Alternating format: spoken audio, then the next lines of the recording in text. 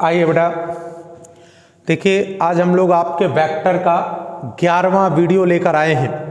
इस वीडियो में हम लोग एक्सरसाइज के शेष न्यूमेरिकलों को कवर करेंगे। तो आइए स्टार्ट करते हैं। करा वेक्टर ए बराबर 0 अथवा वेक्टर बी बराबर 0, तब वेक्टर ए क्रॉस बी का मान 0 है। क्या विलोम सत्य है? उदाहरण सहित अपने उत्तर की क्या करना है? पुष्टि करना है। एग्जाम्पल सहित अपने उत्तर की क्या करना है? पुष्टि करना है। तो आइए शुरुआत करते हैं। ये तो इतना तो आपका क्या है बेटा? न्यूमेरिकल है। इतना तो आपका न्यूमेरिकल है। आइए शुरुआत करते हैं सवाल की। चूंकि वेक्टर ए बराबर 0 तथा वेक्टर अथवा चूंकि वेक्टर ए बराबर 0, दिस इंप्लाइज वेक्टर ए का जो मापांक होगा वो क्या हो जाएगा? 0।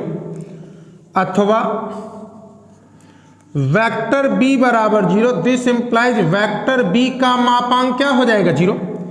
इसलिए वेक्टर ए क्रॉस बी बराबर क्या होता है? वेक्टर ए का मापांक वेक्टर बी का मापांक, दोनों के बीच के कोण की जा और इन दोनों पर लंबवत मात्रक सदिश।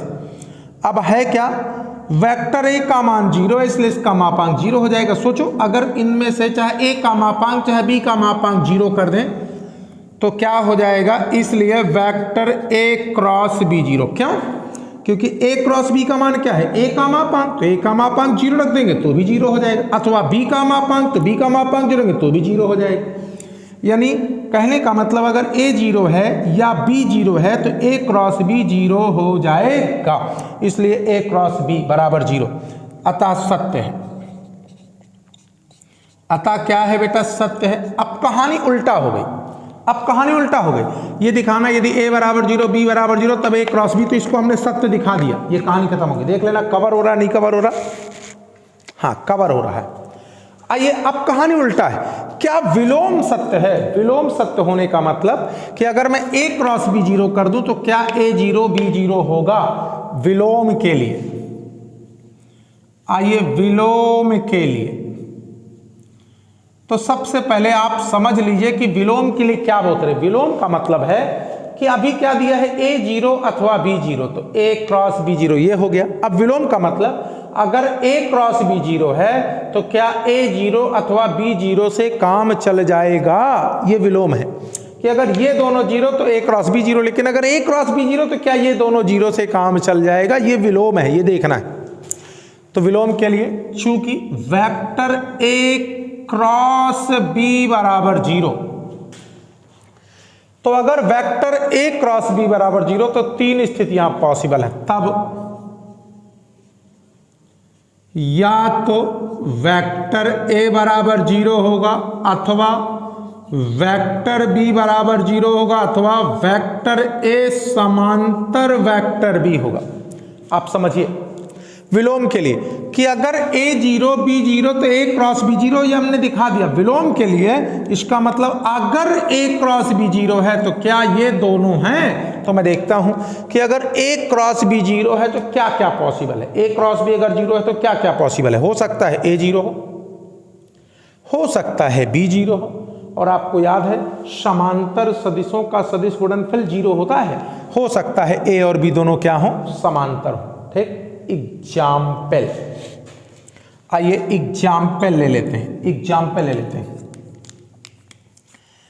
माना वेक्टर ए बराबर ले लिया, वेक्टर ए बराबर i plus j plus k। इसलिए वेक्टर ए का मापांक क्या हो जाएगा? अंडर रूट i के गुणांक का वर्ग यानी 1 का वर्ग, j के गुणांक का वर्ग यानी 1 का वर्ग, k के गुणांक का वर्ग यानी 1 का वर्ग यानी अंडर रूट 3। इसलिए वेक्टर a का मापांक 0 नहीं है। आइए इसलिए वेक्टर a डज नॉट 0, यानी वेक्टर a 0 नहीं है। आगे आइए बेटा। माना वेक्टर b का मापांक क्या है? 2i plus 2j plus 2k। इसलिए वेक्टर b का मापांक अंडर रूट i के गुणांक का वर्ग जे के गुणांक कवर के गुणांक कवर 4 4 8 4 12, ठीक। चूंकि वेक्टर बी का मापांक भी 0 नहीं है इसलिए वेक्टर बी भी 0 नहीं होगा। तो मैंने एक चीज देख लिया कि ए और बी 0 नहीं है, फिर भी मैं ए क्रॉस बी निकाल के देखता हूं कि ए क्रॉस बी क्या आ रहा है।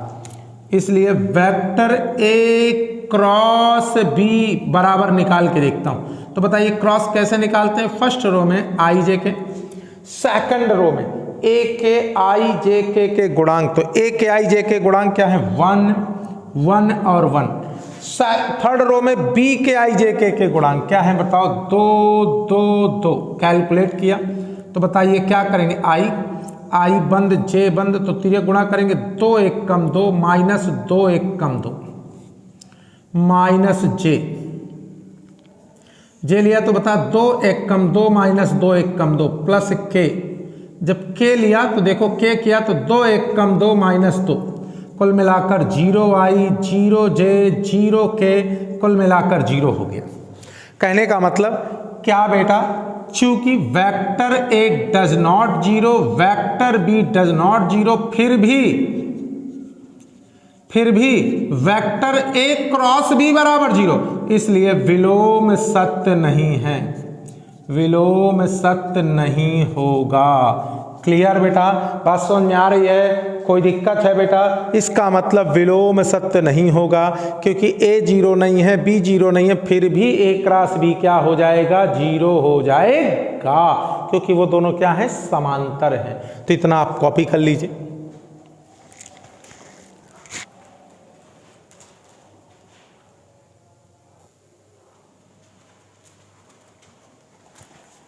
आइए बेटा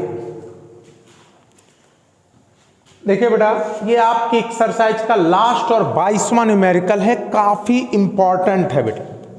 ये न्यूमेरिकल काफी इंपॉर्टेंट है। इसमें क्या करा है, किसी त्रिभुज ए बी सी में BC CA AB के मध्य बिंदु DEF है, सदिश विधि का प्रयोग करके सिद्ध कीजिए कि त्रिभुज DE का क्षेत्रफल, त्रिभुज FCE का क्षेत्रफल, त्रिभुज ABC के क्षेत्रफल का 1/4 होता है। आइए सिद्ध करती, ये आपका पूरा न्यूमेरिकल है। अब यहां से हम सिद्ध करने चलते हैं, प्रूफ करने चलते हैं। तो आइए शुरुआत करते हैं। माना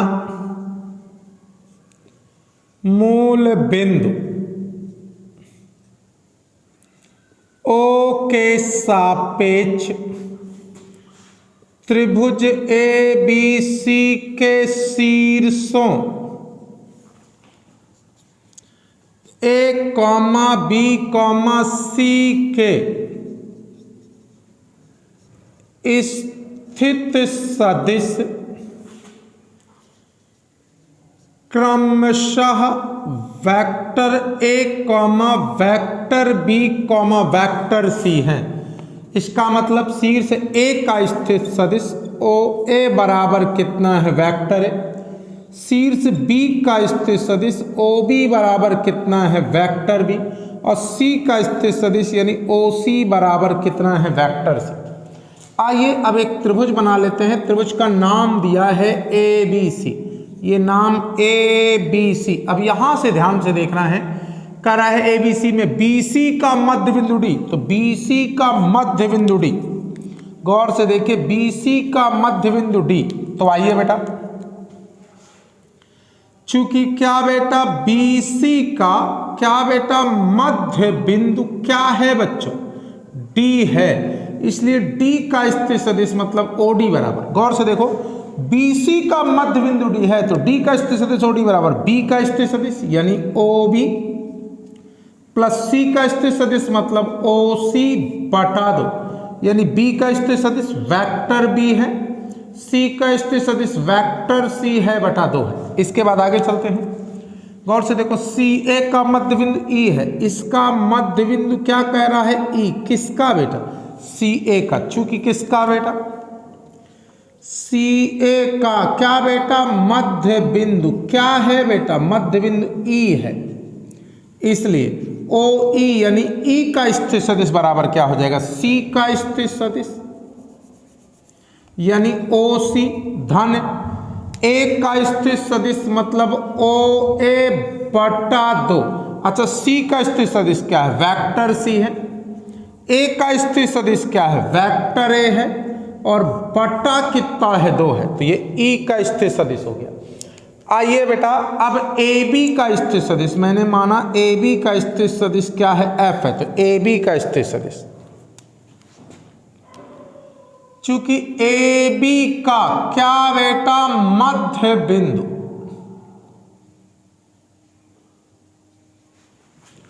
चूंकि ए बी का मध्य बिंदु क्या है, एफ है, ए बी का मध्य बिंदु क्या है, एफ है, इसलिए एफ का स्थिर सदिश यानी ओ एफ बराबर, एफ का स्थिर सदिश यानी ओ एफ बराबर ए का स्थिर सदिश धन बी का स्थिर सदिश बटे 2, यानी ए का स्थिर सदिश धन बी का स्थिर सदिश बटा कितना 2।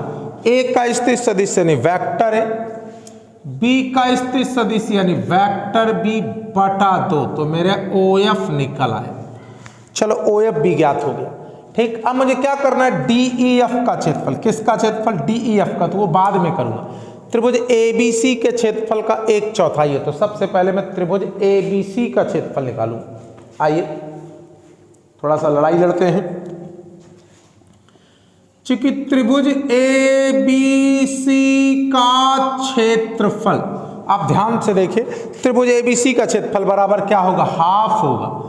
इसके अलावा क्या होगा, इसका एक शीर्ष से जाने वाली 2 भुजाएं, तो मैंने माना वो शीर्ष क्या है बेटा, ए, तो ए से 2 जाने वाली भुजाएं ए बी और ए सी का सदिश गुणनफल का मापांक, तो शीर्ष ए से जाने वाली 2 भुजाएं ए बी और ए सी, तो बताइए त्रिभुज ए बी सी का क्षेत्रफल क्या हो जाएगा, ए बी क्रॉस ए सी का मापांक। अच्छा आप बताइए ए बी कैसे निकालेंगे, बाद वाले का माइनस पहले वाले का, मतलब ओ बी माइनस ओ ए। आप बताइए ए सी कैसे निकालेंगे, ए सी कैसे निकालेंगे, ए सी कैसे निकालेंगे, बाद वाले का माइनस पहले वाले का। आइए 1/2, बताइए ओ बी कितना है, ओ बी कितना है, वेक्टर बी है, ओ ए कितना है, वेक्टर ए है, क्रॉस ओ सी कितना है, वेक्टर सी है, ओ ए कितना है, वेक्टर ए है। आइए 1/2, चलिए मैंने क्या किया, सी का अंदर मल्टीप्लाई किया, किसका किया, सी का अंदर मल्टीप्लाई किया, तो बताइए सी का बी में करूंगा तो क्या हो जाएगा, वेक्टर बी क्रॉस सी, सी का ए में करूंगा वेक्टर ए क्रॉस सी, ए का बी में करूंगा तो बी क्रॉस ए, और minus minus plus vector A cross A, half. देखिए बेटा बी क्रॉस सी कोई दिक्कत नहीं, बी क्रॉस सी कोई प्रॉब्लम नहीं, बट ए क्रॉस सी को मैं सी क्रॉस ए कर ले रहा हूं तो इसका चिन्ह बदल जाएगा, क्योंकि क्रम में नहीं होता, तो ए क्रॉस सी को सी क्रॉस ए, चिन्ह बदल गया। इसी प्रकार बी क्रॉस ए को ए क्रॉस बी किया तो इसका भी चिन्ह बदल गया, तो क्या हो गया, वेक्टर ए क्रॉस बी, और 2 समान सदिशों का सदिश गुणनफल 0। क्लियर बेटा, इसलिए क्या हो गया, त्रिभुज ए बी सी का क्षेत्रफल बराबर हाफ, और कितना आया, A cross B, vector A cross B आया, plus vector B cross C plus vector C cross A, और इसे समीकरण 1 बनाकर चुपचाप छोड़ दिया। आप इतना कॉपी कर लीजिए। अभी हमें त्रिभुज ए बी सी का क्षेत्रफल मिला 1/2 A cross B plus B cross C plus C cross, इतना आप कॉपी कर लीजिए, फिर हम लोग आगे चलते हैं। कॉपी कर लीजिए बेटा।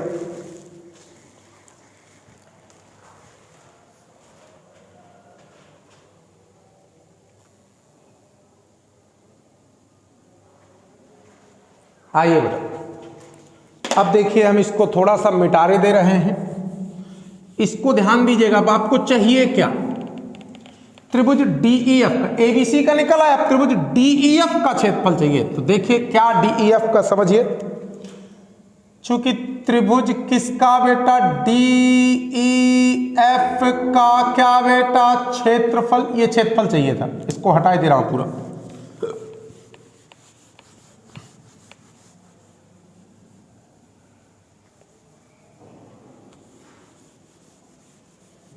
आइए यहाँ तक रिमूव कर दिया, अभी इनकी जरूरत पड़ेगी। तो देखिए त्रिभुज DEF का क्षेत्रफल, ध्यान से देखिए, त्रिभुज DEF का क्षेत्रफल चाहिए, इस त्रिभुज का क्षेत्रफल चाहिए। तो पकड़ लीजिए एक शीर्ष D से जाने वाली, तो बताइए क्या हो जाएगा, हाफ और शीर्ष D को पकड़ लीजिए तो DE क्रॉस DF, एक शीर्ष से जाने वाली दो संलग्न बुझाएं तो DE और DF कर दिया।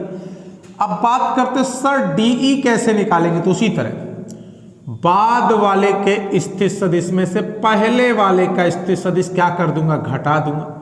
DF कैसे निकालेंगे, तो बाद वाले के स्थित सदिश में से पहले वाले का स्थित सदिश क्या कर दूंगा, घटा दूंगा। आइए वैल्यू रखते हैं 1/2। OE का मान, तो देखिए OE का मान C + A/2 कितना आया, vector C + A/2 minus OD का मान क्या है, vector B + C/2 cross OF का मान, तो बताइए OF का मान वो है vector A + vector B/2 minus OD का मान, यानी वेक्टर B + C/2। अब मुझे इसकी कोई आवश्यकता नहीं, क्योंकि सब की वैल्यू मैंने क्या कर दी, रख दी, तो चित्र भर बनाए रखूंगा, बाकी मुझे किसी की आवश्यकता नहीं है। चलिए आइए इसको कैलकुलेट करते हैं। तो 1/2 मॉडुलस ऑफ, बताइए 2 क्या ले लूंगा लासा, तो ऊपर C + A minus B minus C cross, यहां भी मैंने 2 लासा ले लिया, तो ऊपर A + B माइनस के अंदर गुणा हो जाएगा, तो बताइए -B और -C। आप देखिए 2 दूना 4 बाहर आ जाएगा, तो 1/4 गुणे 1/2। यहां पर देखिए बेटा, यहां पर अगर आप देखेंगे तो C से C आपका कैंसल आएगा, यानी क्या आएगा, वेक्टर A - B आएगा क्रॉस। यहां पर अगर आप देखेंगे तो B से B कैंसल आएगा, कितना आएगा, वेक्टर A - C आ जाएगा। आइए अब इनका हम क्या करते हैं, क्रॉस करते हैं। इधर मिटारे दे रहे हैं, सब ये सारा मिटारे दे रहे हैं। त्रिभुज ABC का क्षेत्रफल लिखा हुआ है,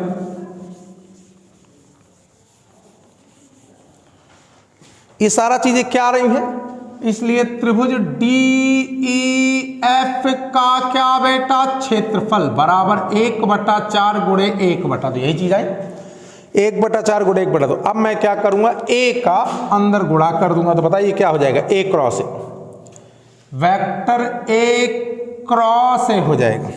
A का B में करूंगा तो माइनस के वेक्टर B क्रॉस A हो जाएगा। फिर C का करूंगा तो माइनस के वेक्टर A क्रॉस C हो जाएगा, और माइनस माइनस प्लस हो जाएगा, क्या हो जाएगा, वेक्टर B क्रॉस C हो जाएगा। आइए 1/4 गुणे 1/2, बताइए 2 समान सदिशों का अदिश गुणनफल 0।